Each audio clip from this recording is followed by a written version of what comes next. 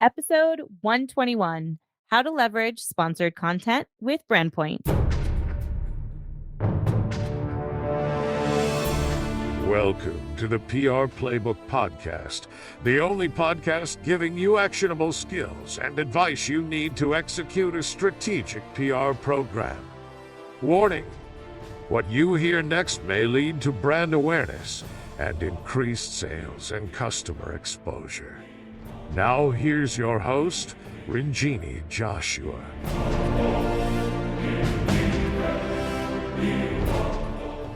Hello and welcome to episode 121. Today we are talking to the Senior Business Development Manager at BrandPoint, Sonia Davis, on how to leverage sponsored content. Hi, Sonia. How are you? Hi, I'm great. And you? I'm well. We're hanging in there. End of the week. We're kind of wrapping it up for this week, but I'm excited to have this conversation with you. We talk a lot about earned media at the Silver Telegram. And so today I wanted to talk to you, and we work together about paid and sponsored content. Yeah. So can you give us a quick introduction to yourself just as we get started here?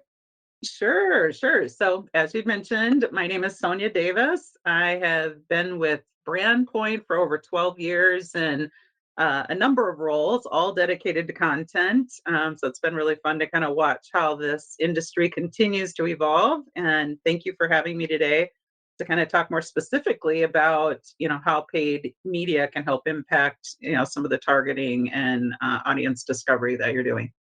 Yeah, thank you. No, of course. We love to have you. And actually, as soon as you said that, it reminded me of also metrics. So watching metrics, what you guys measure. I think we should talk about all those things because we're getting, now that there's this recession and everybody wants to talk about how to measure ROI. I think Mhm. measuring metrics is, has become a huge deal. I think before we dive into the measurement, let's talk about just kind of paid and sponsored content. What is it like? What would you call sponsored content? What is your kind of like party line when you guys pitch it? Yeah, well, and depending on who you talk to, it'll have a different meaning. So that's what's so interesting about this particular part of the marketing and PR continuum. So Mhm. for the most part, paid or sponsored media are used interchangeably. And really what it boils down to is tactics to kind of help support the work that you're doing and really kind of leverage engagement and reach for content. So at its core, I kind of look at it in three different pillars, if you will. A targeting segmentation is key. Like, who are the people that you want to reach, and what resources do you already have, or what are some of the strategies that you're already deploying? And then when can you really tap into resources to expand that work to be really intentional? Mhm. And can you talk about a little bit more about the format? So, Yeah. we've talked a lot about press releases and articles and infographics and things like that. So, what kind of formats do you guys use? And like, how do we imagine it will appear when it does appear? Yeah. Well, what's wonderful about paid media is it's a control tactic. So the content that you create or that we create on your behalf is, you're the contributor for that content. It maintains its integrity and it's distributed as approved by you. So people really love this type of format because it lives on top tier reputable news sites and it's displayed in places where, readers are going every day for everyday online news, for tips, trends, informative insights, consumer as well as business to business. And as far as format, we see a lot of different formats with paid media. I feel like everyone has kind of, realized that this is here to stay and this is a way to control your message to get in front of the right people at the right time with the right format. And that format can be long form articles like a traditional mat release or a digital article that's 400 to 600 words. Images, everyone loves images and loves Mhm. to digest and consume content in different ways. So video content, listicles, infographics, those are some of the mainstays and the formats that we see most often. Yeah, so one of the projects that we did with you guys, I think I don't know if it was Flow High or a different one, but Tell me. basically Was it Flowhive? Do you remember? It was autonomy. It was an autonomous. Oh, it's autonomous vehicles. Yeah. Okay. Yeah. So I think one of the biggest differences, because you mentioned mat release, and I think when people hear mat release, they also like equate it to press release. And Mhm. it's completely different. I don't remember what the MAT stands for. Can you enlighten us? Yeah, yeah, it's kind of an older term, master of line type.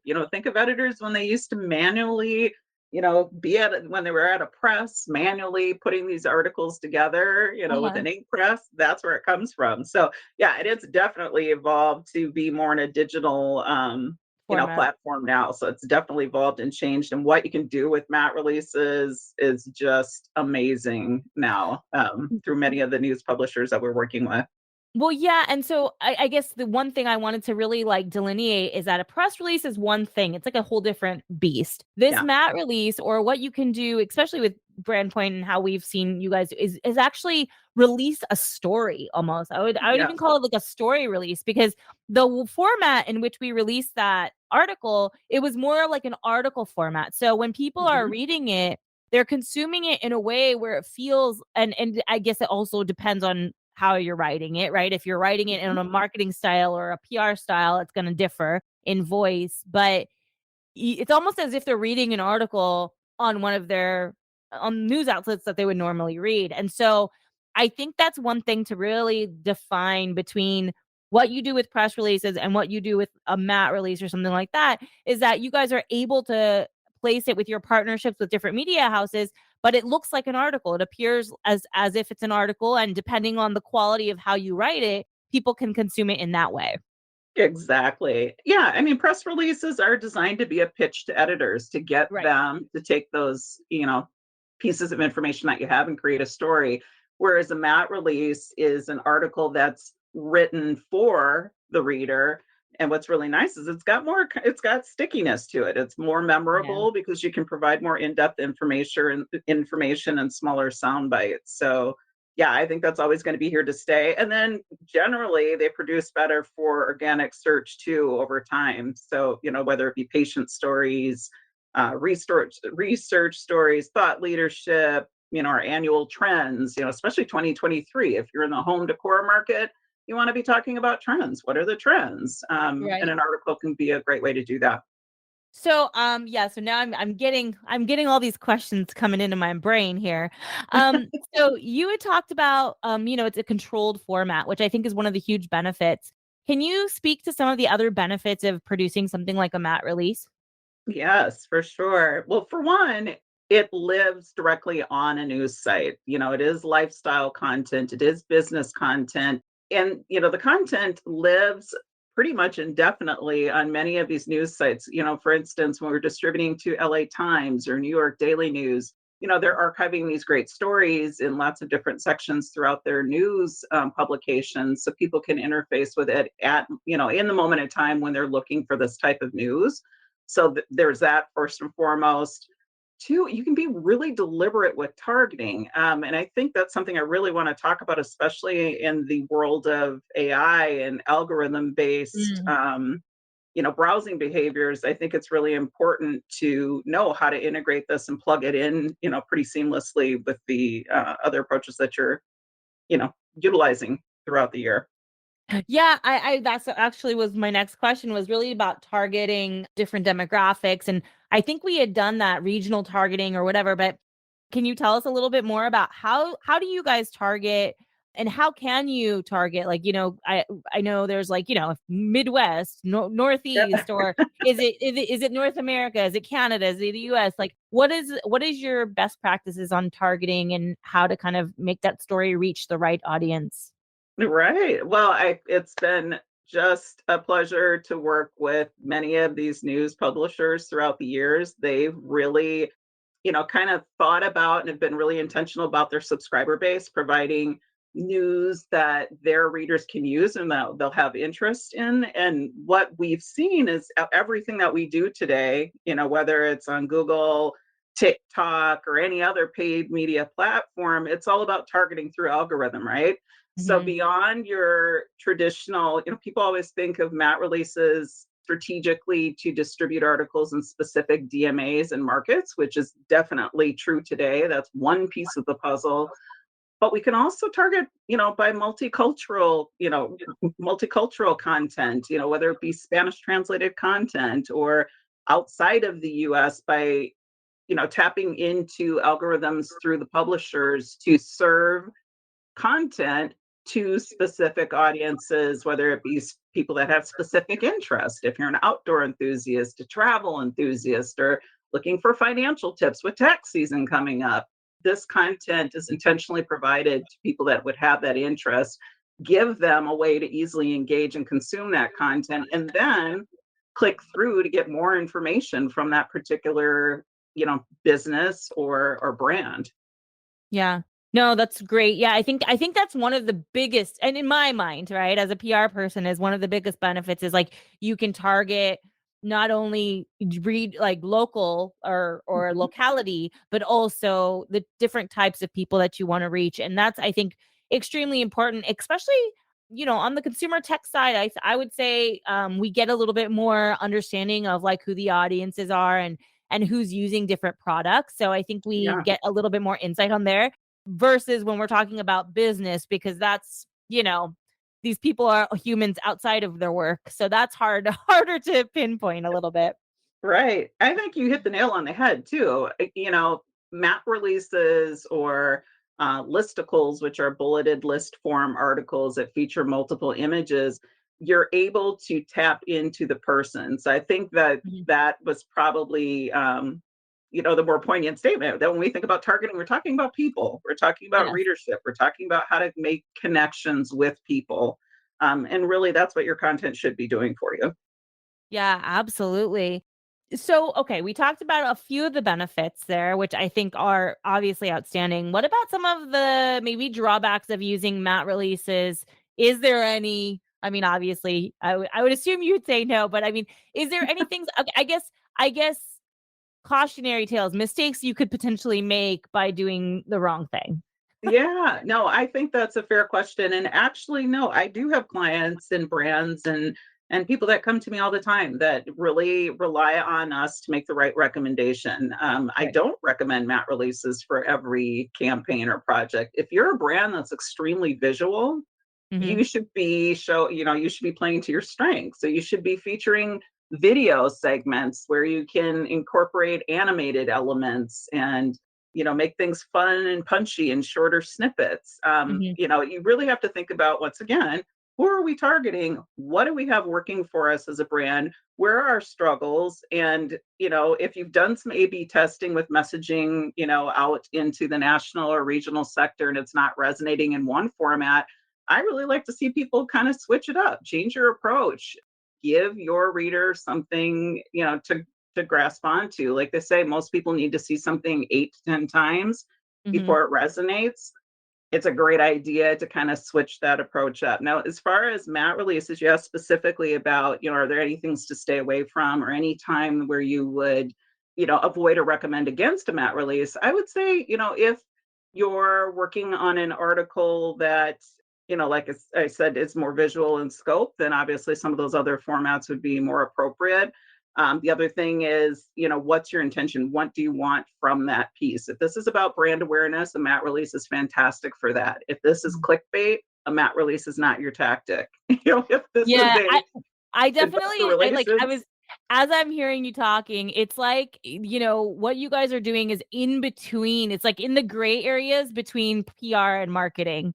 It's yeah, like it really right is. in that. It's like that little transition area of, you want to be a little bit markety, but you really want to stick to kind of more of like a editorial format, right? Right, absolutely. Why would the reader care? What's Yeah. going to spark their interest? What solution are you providing or solving for them?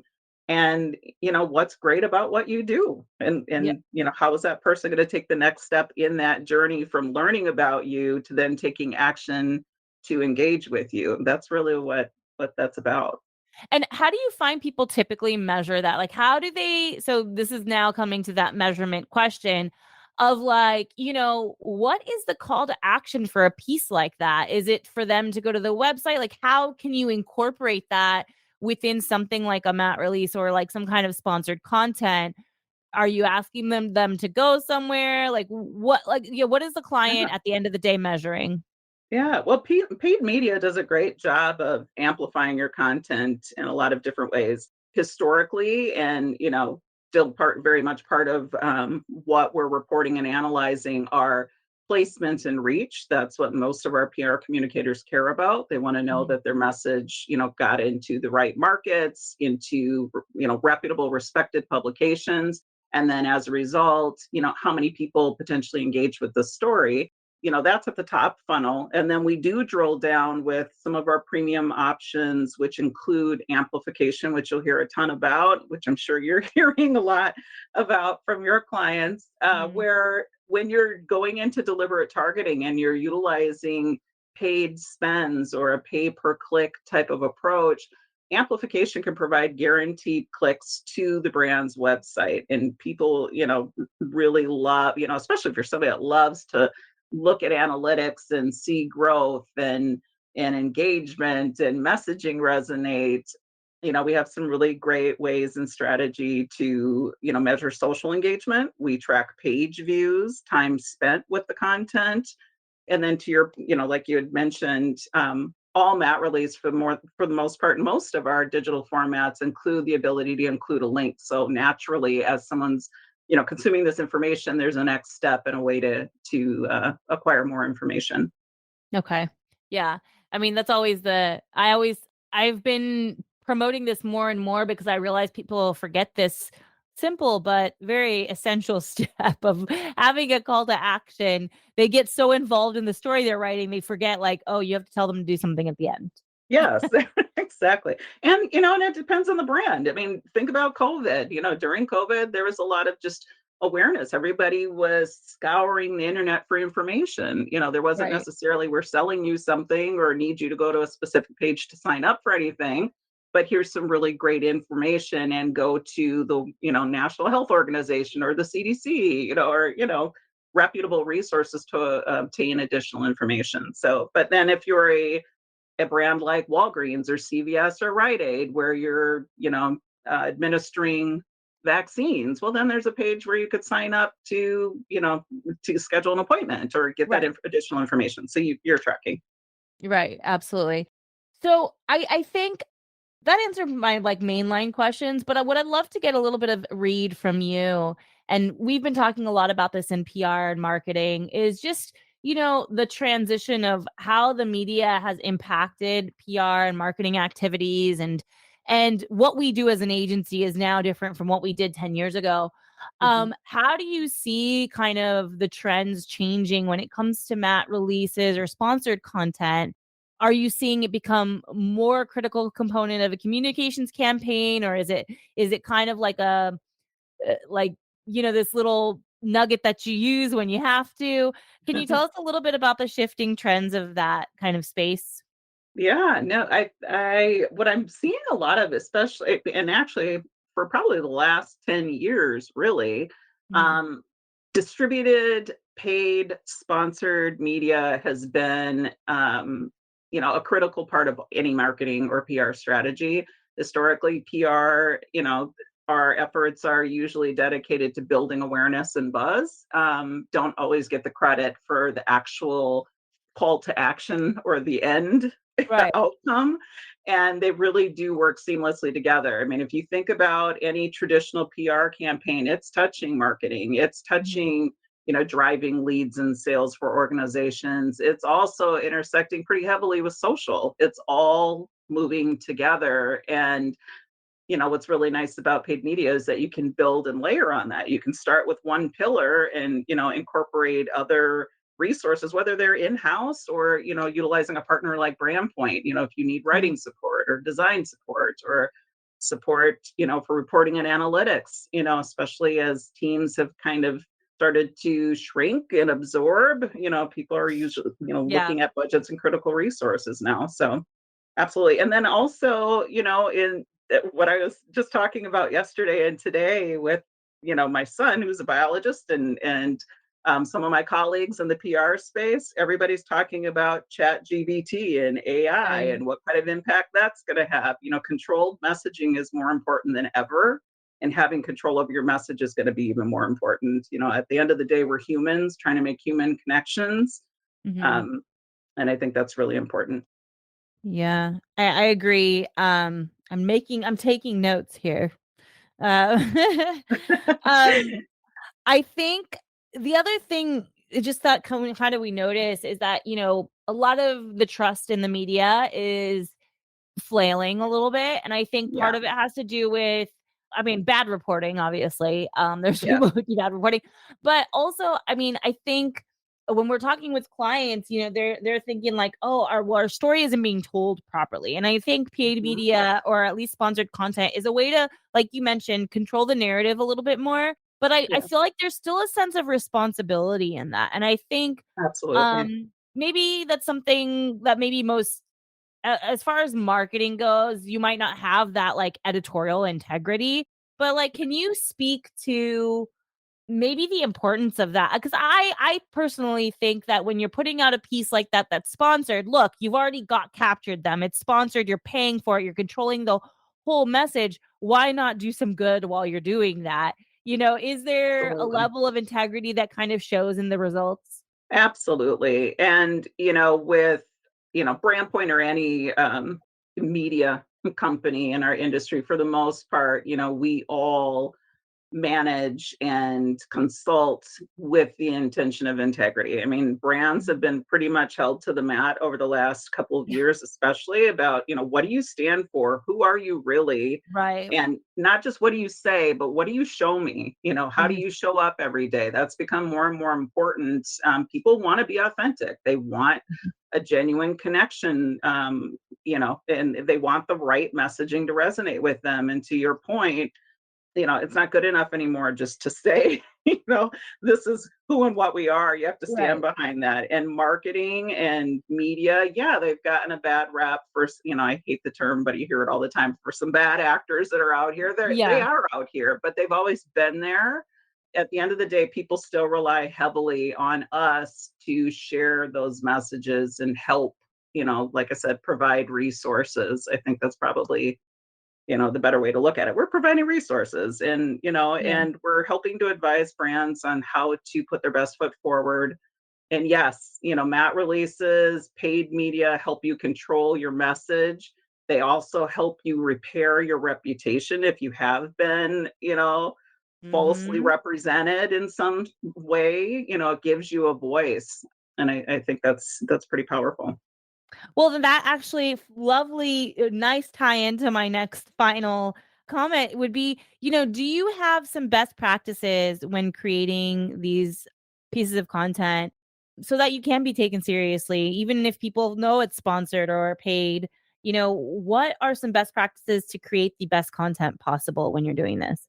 Yeah, in paid media is high quality content. It is editorial content. And that's the lens that you should be looking at it, from always. Mhm. We're not here to create pieces and content for content's sake. It should Right. resonate, it should be meaningful, it should have integrity.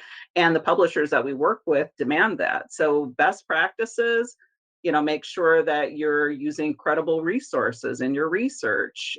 Make sure you're fact checking, make sure you're creating content that's going to resonate, and usually that's with concise messaging. 400 to 600 words is usually the attention span you're going to get from people.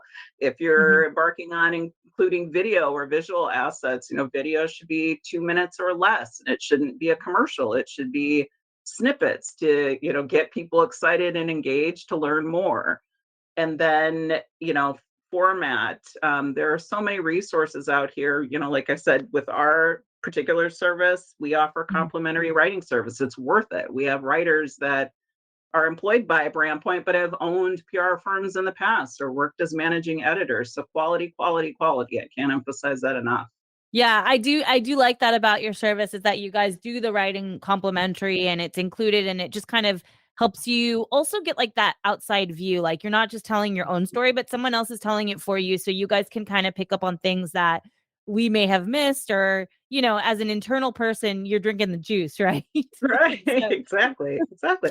And we're lucky because we've got the best of both worlds. We're working with some of the smartest, brightest PR people every day and mhm. publishers, newsrooms and editors that are telling us this is what we need, this is what we want, this is what's trending. We're able to bring that back and really kind of, collaborate with everyone in the room to make sure we're all set up to succeed. Ultimately, that's what we all want. Yeah, I feel like to some degree, PR and communications is evolving into something new. And then to some Mhm. degree, it's like going back to, it's almost like cyclical. It's going back to when there was a more collaborative environment with the journalists, because we all on our team, we have some journalist writers as well. Mhm. And it's like, when it comes to the writing, the journalists are the ones who know how to tell the story the best. But I Yes. know when it comes to strategy that we can start thinking outside of the box and taking different approaches. So it's like marrying the two back together. It's almost like I said, like you're going back in time, or it's just a cycle that's kind of returning back. And I feel like that's happening with businesses too. You were talking about authenticity earlier. Like people are more and more focused back on, what does this company stand for? How authentic is it? Are they really doing what they say they're doing? And I feel like it did, I don't know when back in the day, but back in the day, it was like that. People went on reputation, and then at some point, it changed to who has the most advertising dollars, and let's focus on them. And then now it's kind of going back to like the whole reputation conversation. Oh, absolutely. I 100% agree. I mean, if you think about it too, most people now have user created content, right? Influencers, so you're always going to get different perspectives. But if you're truly looking at it from an editorial lens, there's kind of collective, agreement on what makes for a great story, and who should be contributing to the facts that are included in those pieces. So yeah, I feel like it's going to continue to evolve. I am forever excited and curious and learning Mhm. every day. We all love to share, and that's what I love about our industry. We all have so many different ideas to bring to the table, Yeah. and then just when you think you've got that mastered, it's going to change anyway. Yeah, somebody else comes up with like a really cool idea. You're like, wait a minute, yes, we should do that. We should do Yeah, for that. sure. So yeah, if I there's anything I agree. could say, stay Yes. curious and incorporate Yes. new ideas. Yeah, I always try, and it's really hard, if you've been in the business for a certain number of time, anything past like 10 years, you like do have that little tendency of like doing the things that you do the way you know how to do them. Yeah. And I just feel like I always tell myself, like, keep learning, like be open to other people's ideas. Like I have to remind myself, it's like a daily meditation, because even Yeah, though I am typically very open, sometimes you just revert back to what you know because it's safe, you know? Um, exactly. so No, yeah, it's I so true. agree. The people who are leading the conversations are saying different things, and just explore, like you're saying, being curious, exploring different, even if it doesn't work, it's okay. Exactly. It's our job, right? Yeah. Yeah, we have to try new ideas, and yeah, you don't want me doing a TikTok video for you, but guess what? I've got about 10 people on my team that will kill it. I would love to see you and me part. I've been one of my things this year is like, okay, I am going to do one of the dance TikTok videos. Yes. Just just one this whole year. That's my goal. One, because I don't know why I have such a problem. I'm very tech savvy, but I have such a problem with TikTok, and figuring out how that whole thing works. And so far I've only posted like some PR videos, like some tips and things like that, but I really want to do a dance video. Sonia, you and me should do I think it's a duet. We should duet on a dance video. I'm telling You you. know what? There's power in numbers. You tell me when. I will practice, and I am so there. That's our next segment, TikTok. Yes, absolutely. Okay, I'm gonna pick a good song for us. Don't worry. Don't worry. Yes. All right. Well, I'm a music junkie. I'm gonna hold you to it. oh yeah, yeah. Okay, okay. I have something in mind, but I'll wait. I'll keep everybody. I'll keep everybody waiting in anticipation. But thank you so much for joining me. I think this is such great content and information for anybody who wants to try something different. Right? Yes, please. Yeah. anytime you have questions, I'm here to share, and I'd love to learn. So Well, let's chat. another beautiful segue. How do people find you, get in touch with you, learn more about BrandPoint? Yes, anytime you can reach me via email. My email is sdavis@brandpoint.com. Sonia Davis. I'm also on LinkedIn, and you can always give me a call too at any time. Okay, we'll have all the information in the show notes so people can access all of BrandPoint's and Sonia's information. But again, thank you so much for joining us. And guys, talk to you next time. All right. Thanks for having me. Have a great day.